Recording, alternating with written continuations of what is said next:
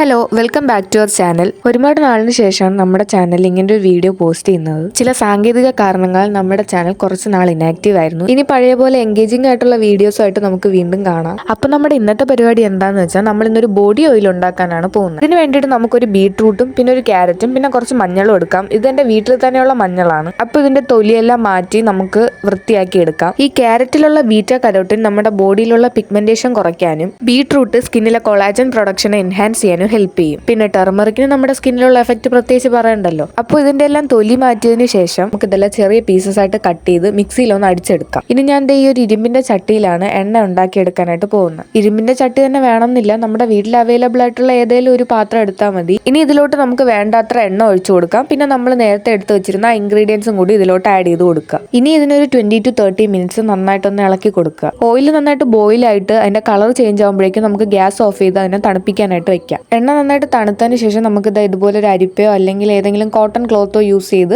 Oil separate ചെയ്ത് എടുക്കാം. എന്നിട്ട് അതിനെ ഒരു ബോട്ടിൽ ഒഴിച്ച് സ്റ്റോർ ചെയ്ത് വെച്ച് യൂസ് ചെയ്യാം. ഇനി മുമ്പോട്ടും നമ്മുടെ ചാനലിനെ സപ്പോർട്ട് ചെയ്യാം എന്നുള്ളവർ ഈ ഒരു റെഡ് ഹാർട്ട് കമന്റ് ചെയ്യുക ആൻഡ് എല്ലാവരും വീഡിയോ ലൈക്ക് ചെയ്യുക.